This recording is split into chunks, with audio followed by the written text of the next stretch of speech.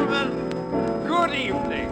All right, you sea dogs, count off. 1, Jerry Matthews. 2, Steel Cabot. 3, Jane Connell. 4, Martin Connell. 5, Del Close. 6, Estelle Parson. 7, Carl Norman. 8, Billy Roy. all present and accounted for, but the thing I can't account for is what am I doing in this piratic, erotic production? I keep asking myself, how did it all begin?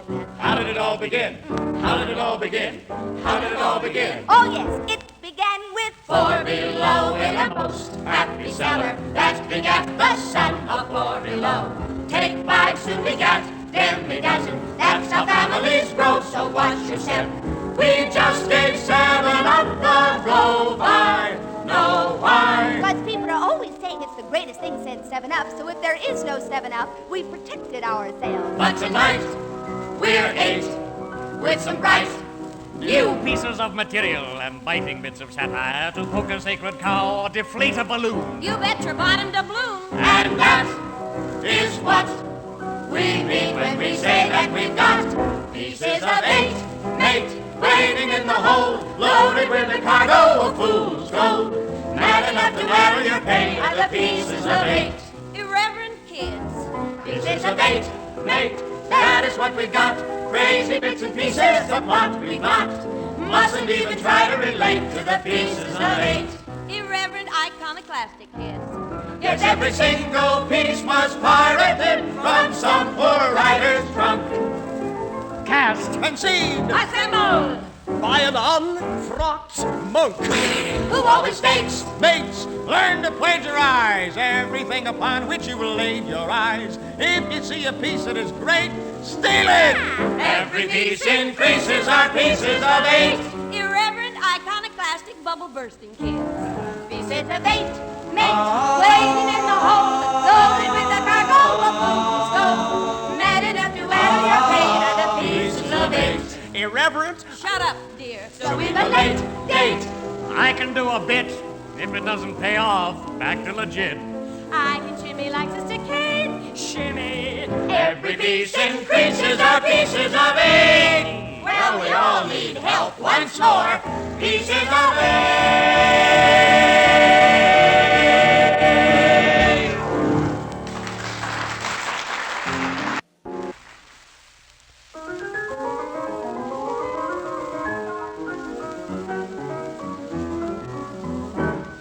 One day I wrote an anecdote. My friends all laughed at my jest, and so at their insistence and with great resistance, I sent it to the Reader's Digest. Well, it made a sensation all over the nation. I was filled with elation, but the whole thing I dismissed till the publishers demanded that the story be expanded, and I did, and then it landed on the bestseller list. And then they made a Broadway musical from it, which was produced. And as soon as that smash hit production had been introduced, I produced a book concerning just how I had been seduced into having my story as a musical produced. And then the same producers liked that book, and they somehow induced me to let them produce that one. And that was when I deduced that if I wrote a play about all this, it might just be produced.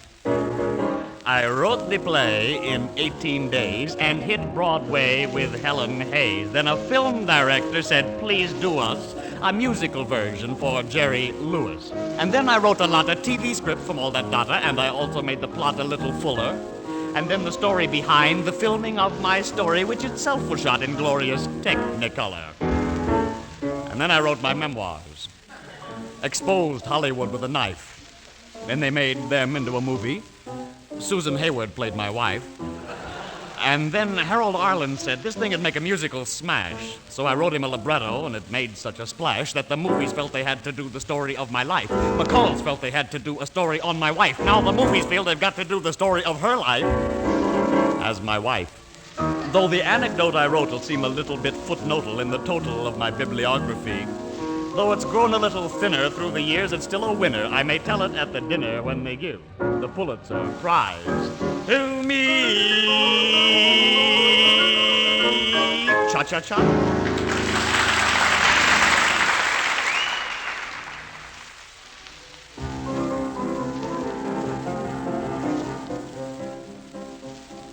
Three little maids enthusiastic, paid for tripping their life fantastic. One little maid in ballet slippers, two little maids with taps on their feet.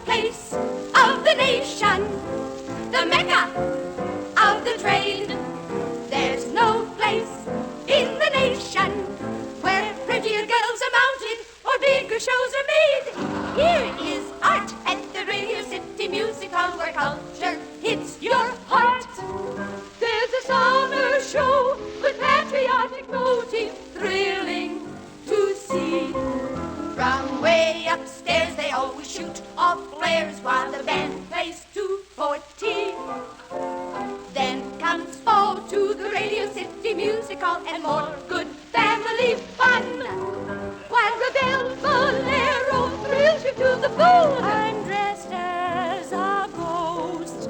Then the lights go dim so we can sing a hymn, which is the bit we all love most. At the showplace of the nation, the Mecca of the trade, there's no place in the nation where bigger shows are mounted or prettier girls are made. Ooh, what fun at the Radio City Music Hall. It's worth the wait in line.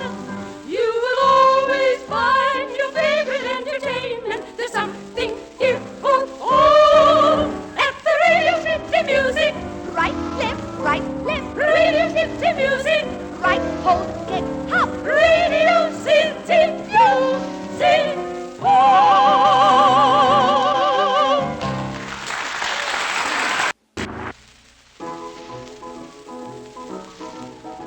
Good morning, kiddies. It's time for the Uncle Dr. Bergen Evans show. So let's have a rousing welcome for Uncle Bergie.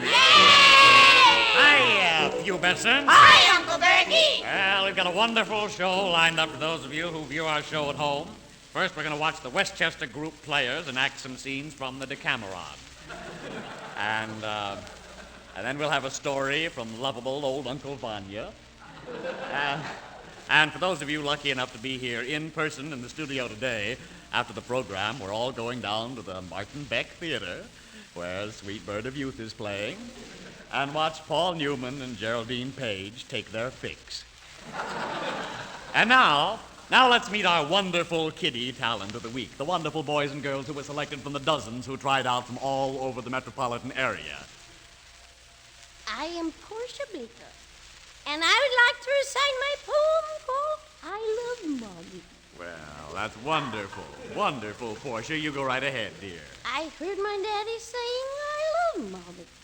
Her heated thighs and wax-white breasts, the passionate longing where desire throbs, elegantly mid quivering lips to lips she slept.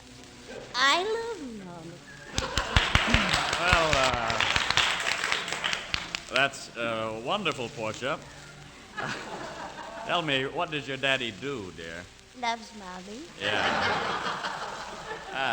And here are two lovely youngsters. Tell me, what are your names, striplings? I'm Marcia Saipan. I'm George Navel. And what have you prepared for us, young fry? We're going to perform an original ballet classique. Known to the uninitiated as classical ballet. Yes, Uncle Bergie, it is called Dr. Hegel and Mr. G. George. Marcia. This dance will illustrate in movements employing Freudian and pre-Freudian ritualistic choreographic concepts, the Hegelian theory of dialectic materialism. Hold it, George. Wait a minute, Marcia. Shut up, Portia. George, I will dance the lead theses while my voluptuous partner will interpret the role of sweet old Auntie Theses. George. Marcia. Will you knock it off, please? We will dance the climactic scene wherein Theses and Antitheses come to grips to create a 30 different character syntheses. George. Marcia. What is it, Portia? Call George for me, will you? George. What is it, Portia? Marcia wants you. What do you want, Marcia? I can't do that dance. My daddy says I can't do that dance because it's against my religion. Well, that's understandable, dear. Tell us, what is your religion? I'm a Zen Buddhist.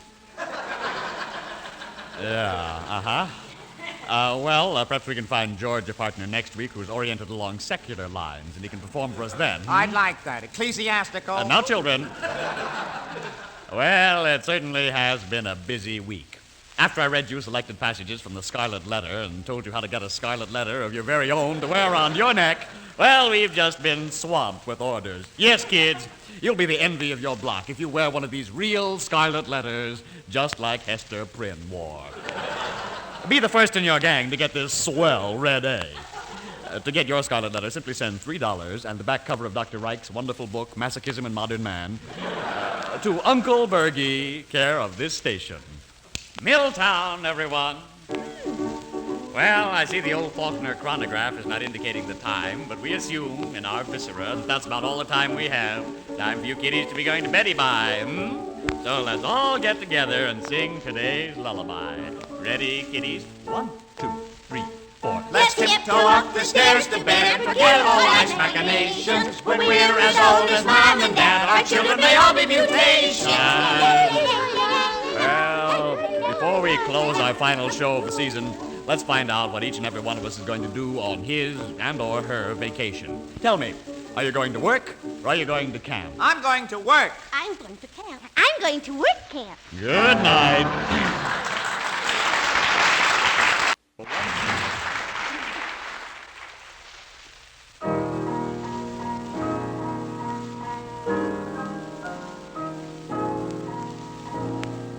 Look at me, what do you see?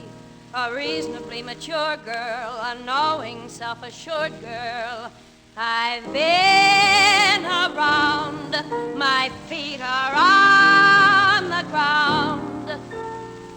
Now suddenly I'm head over heels for a man who can't know how it feels. I've got a crush on you, Mr. Clean. I'm sure no hips could be thinner, no head more you'll brinner. You're heaven when dinner is through. And I'm alone with the night, the music, my spode, and you. I've got this mad, mad thing for Mr. Clean. I feel my blood growing surgent. The call is too urgent. My gorgeous detergent, I'm yours. 'Cause you cleanse my heart, and then while you're at it, my pores. But I doubt that this love can survive. Mr. Clean doesn't know I'm alive. Though he lives at 5133 Madison Avenue and I live at 5135. Oh, Mr. Clean, I'll never forget the first time we met. Bohax, remember? You were beyond my reach, right behind Bonami. I smiled at you and you laughed at me, and I knew then you were more than half a man. Oh, hell, Mr. Clean, you're a regular fella. Just like any guy who prowls the street with his head shaved. And that's when I started drinking and smoking and treating my mother mean. Here's to you, Mr. Clean, I'd say to myself again and again. Here's suds in your eye. And yet my heart recalls, Mr. Clean, recalls the passion so searing, the words too endearing, remembers the earring you wear. Though you'd be more fashion-plated if you'd locate the mate to the bear. So let Ajax and Babel beguile. No one else says your way with a tile. I thank Procter and Gamble and Tattletale Gray for Mr.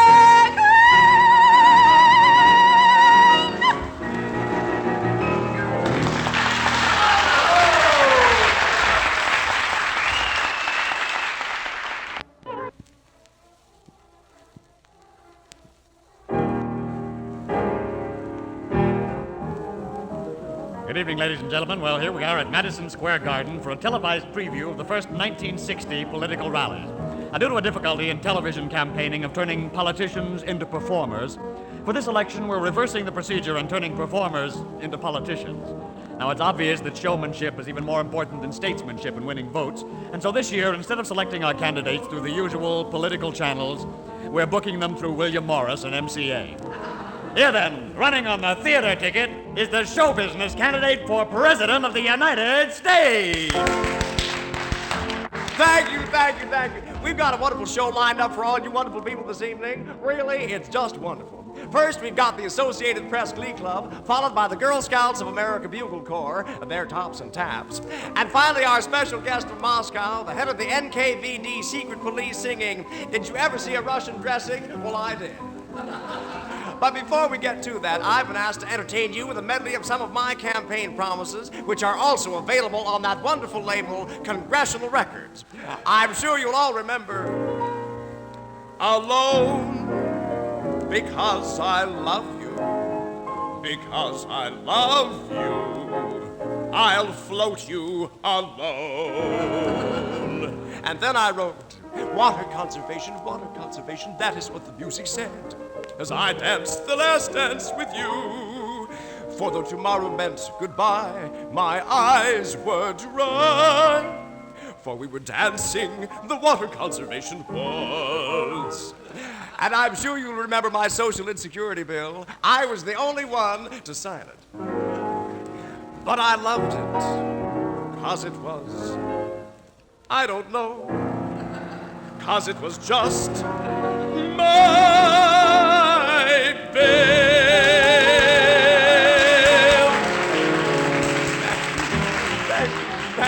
Thank you. And now I'd like to introduce a wonderful little lady who's been my inspiration throughout my entire political career. Ladies and gentlemen, the future First Lady of the land. Hi, folks. I'd like to talk to you about a few matters of immediate and vital importance concerning the state of our nation. But first, I'd like to talk to you about something really important. Your cigarette. Have you tried partisan cigarettes? If you're not partial to your present brand, buy Partisan. Get a pack today, and remember our slogan, take one puff and you'll say, man, what a drag. Thank you. And now I'd like to introduce you to a wonderful guy and a wonderful running mate who's going to bring you a rundown on our political careers. Ladies and gentlemen, the future showbiz vice president of the United States.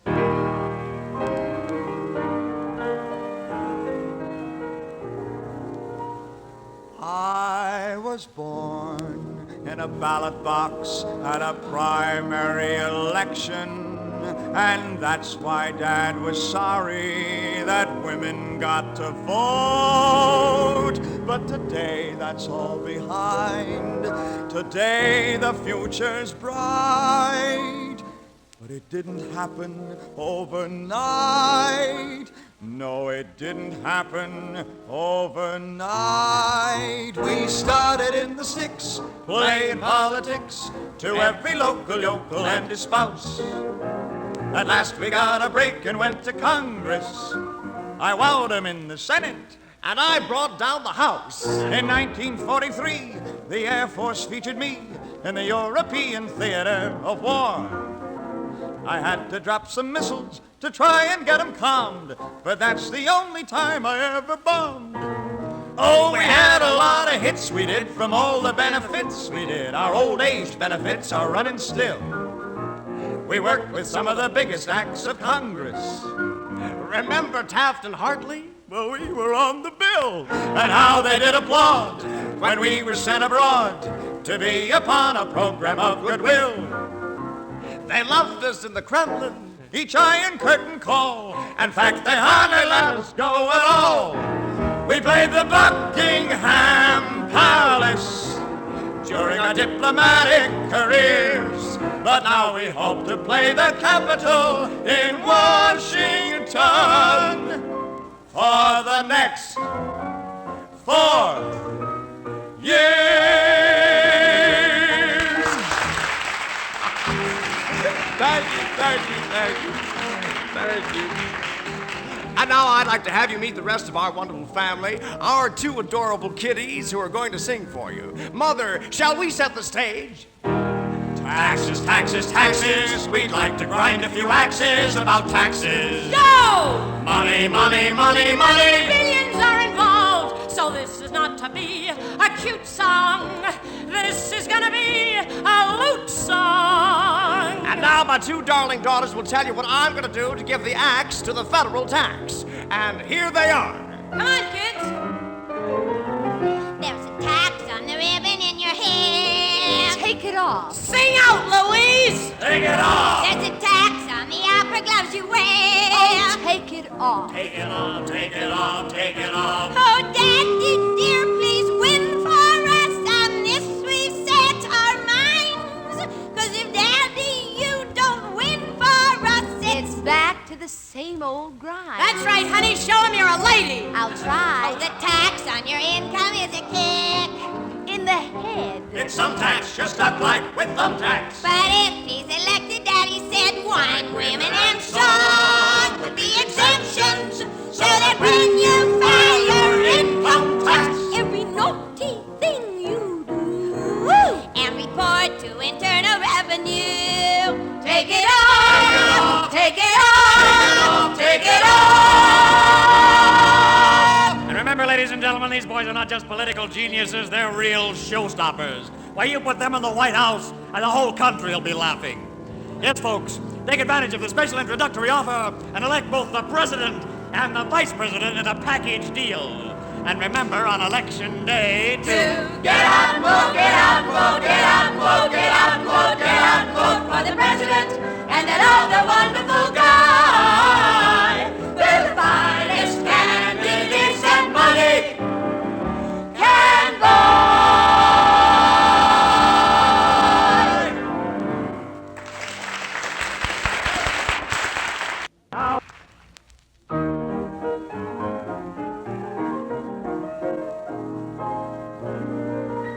At last I've arrived in America, and what curious crowds I attract.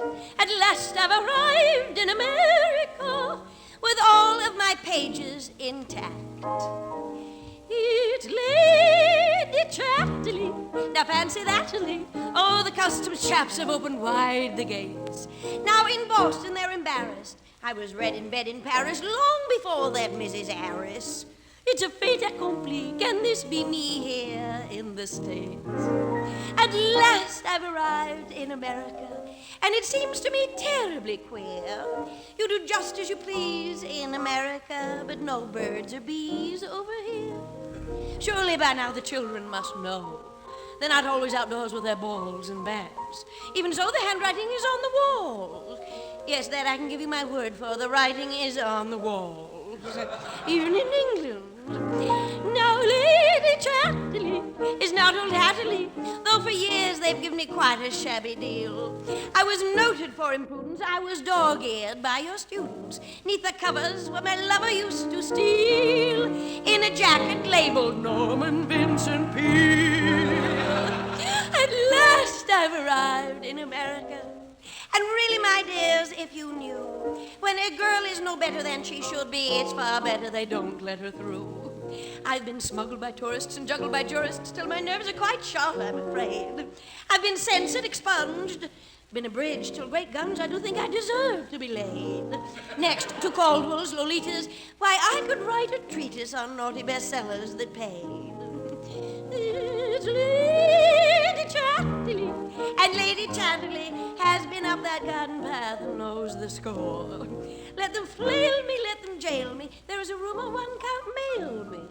Me, of all people, I had no sooner set my foot upon the shore than your postal boys attacked me as a Lady Chatterley. 2, 3, pray don't think bad of me. 4, 5 has been hell, but now I'm rather making hay. Not obscene, but still quite groovy. Read the book, don't see the movie. Heaven knows I can be made into a play. And so, with a bit of pomp and extenuating circumstances, I must take my leave of you, dear friends and gentle readers. Lady Constance regrets she is unable to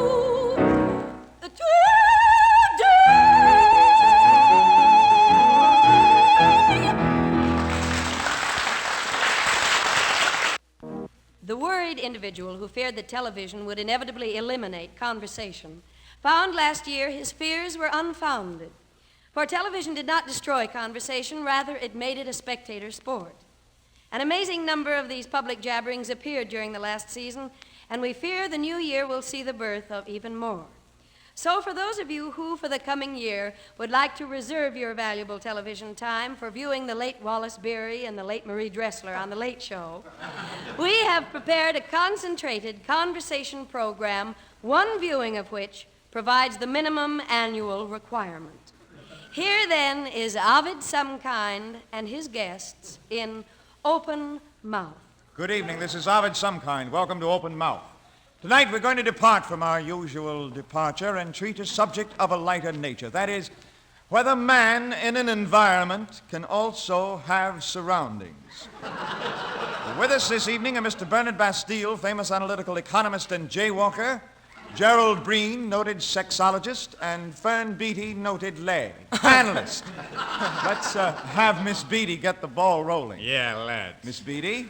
I hope, Mr. Somekind, you're not calling on me first out of some outdated feeling that there's a moral obligation that women should go first. Now we're getting someplace. But are we really? I mean, try to look at this thing sagely and obtusely, for God's sake. Who's God's? Oh, yeah. For God's sake, we must. Or else, isn't all a trial? Isn't it not only a trial, but a piddling, feeble frumpery? For once, I wish I'd said something. So do I. Well, let's see if I can draw this thing into focus for us. What you mean is that sometimes even the funniest things are said in jest. That, and the realization that there is a basic quality of unity that is untouched. And until that is weaned and unfettered, we're not going to be able to stand apart and say, this is our planet, this is our world, this is a planet and world of ours. We're not going to be able to say that. Well, would you say that it's like being pigeon-livered and lacking gall to make oppression bitter? Maybe. I think a case in point could be the example we get from Julius Caesar, Abraham Lincoln, and recently Jimmy Dean. What example? How things happen in threes. Of course. But, and this is a big but. Yeah, I'd say so. Why should we, because of this, allow ourselves to be bathed in luxury and showered in sex? Or maybe we're dirty. Look, it's like the problem of juvenile delinquency. It's Juvenile. Exactly. And at the same time, immature. But, how can you fight this problem? Not certainly with the jawbone of a panelist. Why not? Ovid, what do you think? Well, look, this whole problem can be explained very simply in psychological terms. Humanity suffers under the pressures of certain insecurity variables and Oedipus syndromes. These manifest themselves in paranoid tendencies, which, if not catharsized, can evolve into severe Freudian symbols symptomatic of Weltanschauung. And can produce a dichotomy of personality. This, in turn, results in a schizoid pattern of autoeroticism. You mean like an inferiority complex? What's that? Well, that's all well and good, but where does homosexuality come into play? Where do you want it? I say let it play outside. Outside in the traffic of human misgiving. Hey, is it all right to smoke? Certainly. You got a cigarette? I don't want to digress, but I'd like to remind you of all the examples we have to hold up. The Greeks and Armenians who starved, the plagues of disease that destroyed nations, the Chinese child alone and motherless on the railroad track. You think that's funny. What about life itself? To me, life is exactly like music. Like music? Well, not exactly. Look, I put this to you. Please do.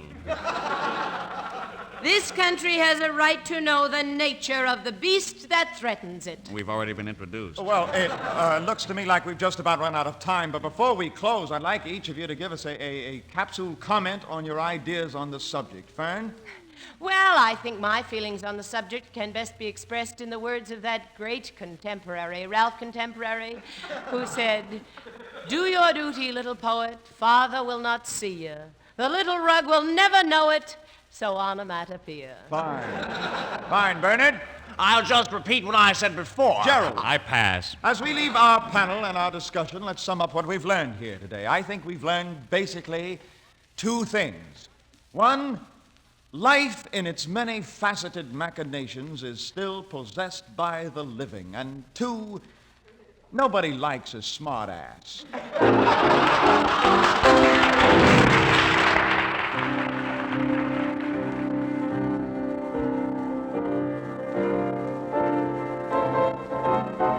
Pieces of eight, time to cast away. 87 minutes have passed away. Hope we didn't handle your plate, 'cause you've opened a treasure, you've made it a pleasure to state. Ladies and gentlemen, pieces of eight.